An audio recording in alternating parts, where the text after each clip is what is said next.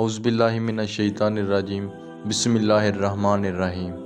حضرت سہل بن سعد فرماتے ہیں کہ ایک بی بی حضرت محمد صلی اللہ علیہ وآلہ وسلم کی بارگاہ میں آئی اور آ کر عرض کرنے لگی، یا رسول اللہ، میں جب بھی آپ کے پاس آتی ہوں آپ نے یہی کرتا پہنا ہوتا ہے، حضور اگر آپ اجازت دیں تو آپ کے لیے کرتا نہ سی دوں؟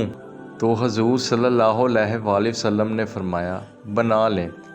تو بی بی بڑے پیار سے، بڑی محبت سے نبی کریم صلی اللہ علیہ وآلہ وسلم کے لیے کرتا بنا کر لائیں۔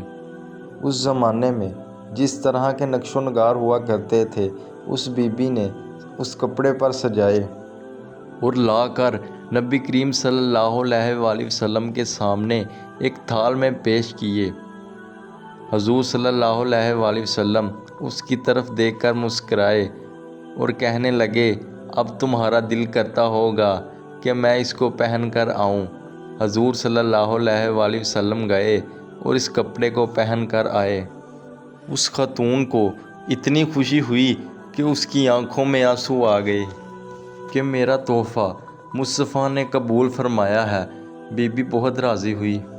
سہل بن سعد فرماتے ہیں کہ قریب ایک صحابی کھڑے تھے اور وہ صحابی عبد الرحمن بن عوف تھے اور صحابہ میں سب سے امیر آدمی تھے۔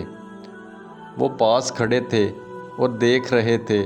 جب حضور نے یہ کپڑے پہنے تو فرمانے لگے، واہ سونیا، کیا بات ہے، آپ پر یہ کپڑے بہت جچ رہے ہیں، اور تعریفیں کیے جا رہے تھے۔ میرے آقا حضرت محمد صلی اللہ علیہ وآلہ وسلم نے مسکراتے ہوئے کہا کہ تجھے پسند آ گئے ہیں؟ تو انہوں نے کہا، ہاں حضور مجھے پسند آ گئے ہیں۔ تو حضور صلی اللہ علیہ وآلہ وسلم نے فرمایا، وہ بی بی تو راضی ہو گئی، یہ لے اب تو بھی راضی ہو جا۔ حضرت عبد الرحمن بن عوف سے پوچھا کہ حضور پر کپڑے اتنے اچھے لگ رہے تھے تو آپ نے کیوں لے لیے؟ حضرت عبد الرحمن بن عوف نے کہا کہ یہ کپڑے میں نے پہننے کے لیے نہیں لیے بلکہ اپنے کفن کے طور پر لے لیے ہیں۔ صحابہ کرام رضی اللہ تعالیٰ عنہ کا عشق نبی کریم صلی اللہ علیہ وآلہ وسلم سے ایک سے بڑھ کر ایک تھا اور ان کی مثالیں دنیا میں نہیں قائم ہو سکتی۔